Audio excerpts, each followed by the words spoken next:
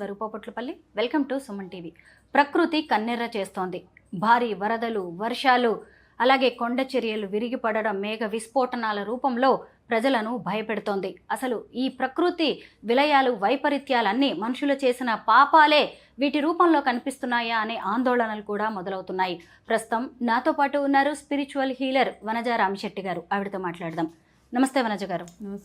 ఈ మధ్య కాలంలో ఆధ్యాత్మిక క్షేత్రాల్లో, పుణ్య స్థలాల్లో జరుగుతున్న మేఘ విస్ఫోటనాలని మీరు చూశారు.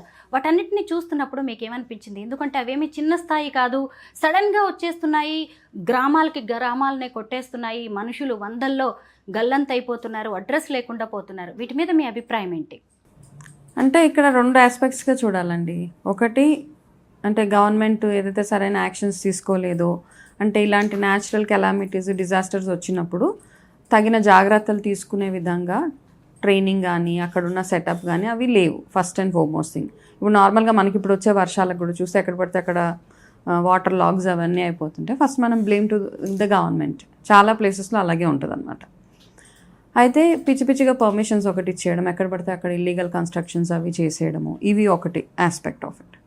సరే, ఇవన్నీ మనం నార్మల్గా చూసుకుంటే, స్పిరిచువల్ ఆస్పెక్ట్లో చూసుకుంటే కనుక ఇప్పుడు చాలామంది మాట్లాడుతున్నారు. బికాస్ మన కుంభమేళ అయినప్పుడు జరిగిన ఇల్లీగల్ యాక్టివిటీస్ ఏవైతే ఉన్నాయో రకరకాలుగా, ఒక 1 hour హోటల్ రూమ్లో ఉండాలి, జస్ట్ కేదార్నాథ్ అక్కడ వచ్చి స్నానం, ఇక్కడ కుంభమేళాలో స్నానం చేసుకొని వెళ్ళడానికి 20,000, 30,000, అక్కడ దానికి ఒక లిమిట్ లేదు కదా.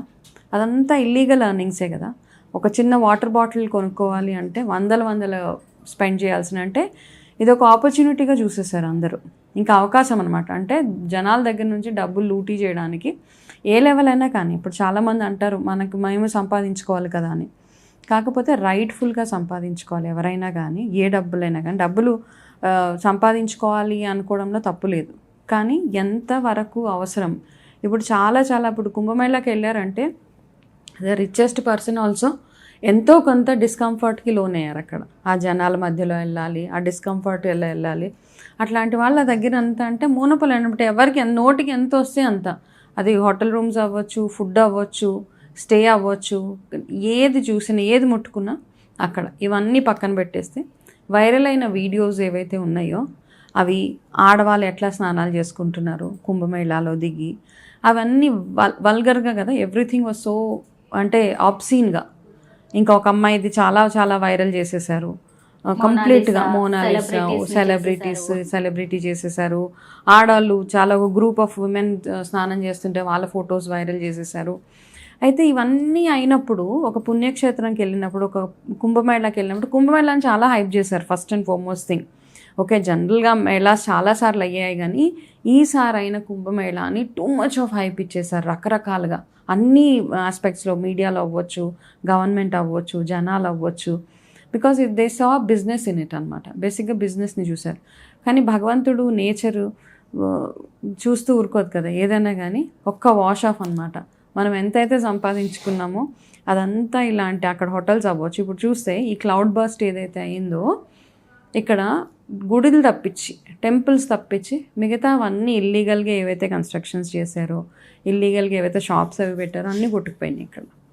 So that it self says that మనము ఇంతకుముందులాగా ఎప్పుడో నెక్స్ట్ జన్మలో పనిష్మెంట్స్ లేవు. ఎప్పుడుదప్పుడే అయిపోతుంది అనమాట. కలియుగమో ఏమో మరి, ఎప్పుడుదప్పుడే క్లియర్ అయిపోతుంది అనమాట. మనం ఇలా చేస్తే వెంటనే దానికి రిజల్ట్ భగవంతుడు ఈ రూపంలో చూపిస్తాడు. మనం అంటాం ప్రకృతి కన్నెర్ర చేసింది, అమ్మవారు కన్నెర్ర చేసింది అట్లా అంటూ ఉంటాం, కానీ కన్నెర్ర చేయడం కంటే కూడా ఒక కైండ్ ఆఫ్ అ క్లెన్జింగ్ అనమాట. మనం బాడీని ఎలాగైతే డీటాక్స్ చేసేస్తున్నామో, భగవంతుడు ఇలాంటివన్నీ చేసి నేచర్ని కూడా డీటాక్స్ చేసేసి ఒక వార్నింగ్ ఇస్తున్నారు.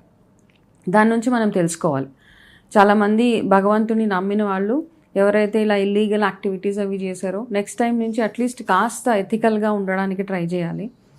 రెండోది, గవర్నమెంట్ పరంగా చూసుకున్న, సేఫ్టీ అండ్ సెక్యూరిటీ పరంగా చూసుకున్న, ఇలాంటివి వచ్చినప్పుడు ముందే కాస్త అంచనాలు ప్రాపర్గా చేసుకుని ఎటువంటి సేఫ్టీ తీసుకోవాలో రెండు ఆస్పెక్ట్స్లో చూసుకోవాలి మనం. ఇది వనజ గారు మీరు అన్నది కరెక్టే. ఒకప్పుడు కాశీకి వెళ్ళడం అంటే కాటికి వెళ్ళినట్టే అనుకునేవాళ్ళు, కానీ ఇప్పుడు వారణాసికి ఎలా వెళ్తున్నారు?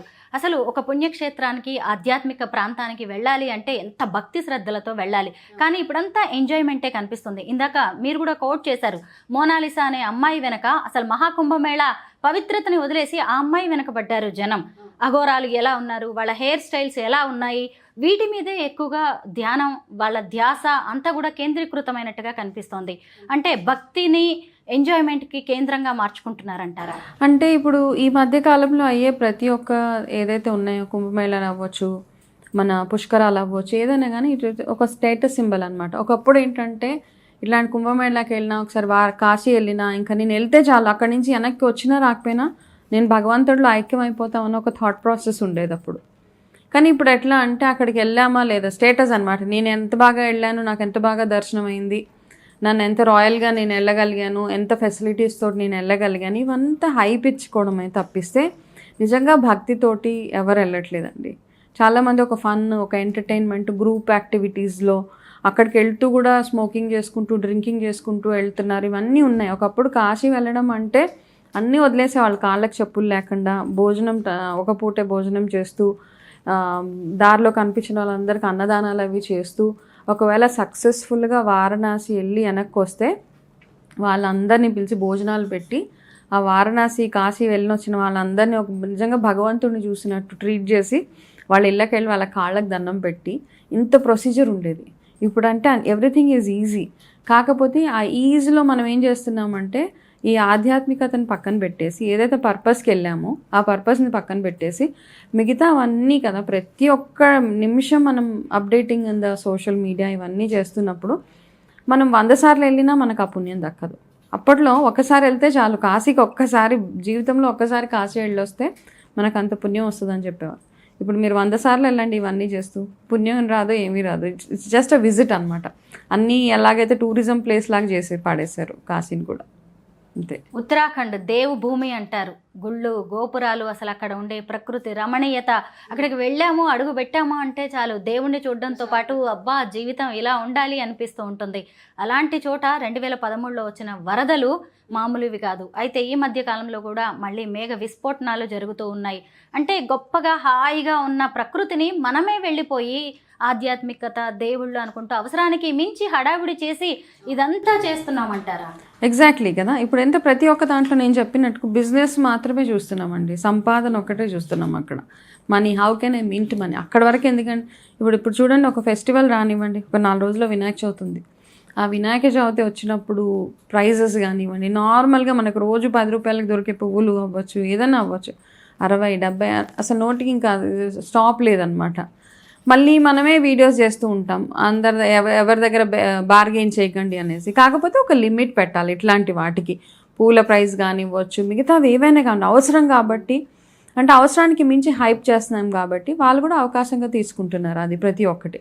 కాకపోతే ఇవన్నీ ఆస్పెక్ట్స్లో మీరు ఉత్తరాఖండ్ గురించి చెప్పారు 2013లో, అప్పుడు కూడా ఎక్కడ ఏది ఎలా వెళ్ళిపోయినా టెంపుల్ మాత్రం చెక్కు చెదరకుండా అలాగే ఉంది. కాబట్టి ఇవన్నిటిని మనం మళ్ళీ డివినిటీకే లింక్ చేయాల్సి వస్తుంది, భగవంతుడికే. భగవంతుడు అది నేచర్ కాబట్టి, ప్యూరిటీ కాబట్టి అసలు అన్షేకన్ అనమాట, ఎక్కడ కదలకుండా మెదలకుండా ఆ గుళ్ళన్నీ అలాగే ఉన్నాయి. మిగతావి ఏవైతే ఇల్లీగల్గా ఇన్వాల్వ్ అయ్యారో ప్రతి ఒక్కటి వెళ్ళిపోయింది కదా. అప్పుడు కూడా ఎంత డిజాస్టర్ అయినా టెంపుల్ ఇంత కూడా చెక్కు చెదరలేదు, మళ్ళీ నార్మల్గా అయిపోయింది. ఎట్లా ఉన్న టెంపుల్ అట్లా అయిపోయింది. కాబట్టి కొంచెం ఒక పాప భీతి, ఎథికల్గా ఉండడము, ఎవరి దగ్గర ఎంత ఛార్జ్ చేయాలో అవన్నీ చేయడం అన్నది ఐ థింక్ గవర్నమెంట్ ఇట్లాంటి యాక్టివిటీస్ అయినప్పుడు, ఇట్లాంటి మేళాస్ అవి అయినప్పుడు ఒక స్ట్రిక్ట్ రూల్స్ అండ్ రెగ్యులేషన్స్ పెట్టాలి. వాళ్ళు కూడా అందరూ అందులో ఇన్వాల్వ్ అయిపోతే, ప్రొటెక్ట్ చేసే వాళ్ళే ఇన్వాల్వ్ అయిపోతే మనం ఏం చేయలేము. ఇంకా ప్రకృతి విపత్తులు, ప్రళయాలు వస్తున్నాయంటే వాతావరణ పరిస్థితులే కారణమని మనం సైంటిఫికల్గా ఆలోచించాల్సిన అవసరం లేదు. ఆధ్యాత్మికంగా మనం చేస్తున్న తప్పులేంటో కూడా మనం చూసుకోవాల్సిన అవసరం ఉంది. అయితే మనం చేసిన కర్మలు ఇంకెప్పుడో నెక్స్ట్ తరానికి అవి వస్తాయి అని అనుకోవడానికి లేదు. మనం ఈ తరంలోవి ఇప్పటికే అనుభవించాల్సి వస్తుందని వనజ రామశెట్టి గారి వంటి నిపుణులు చెబుతూ ఉన్నారు. థ్యాంక్ యూ సో మచ్ అండి.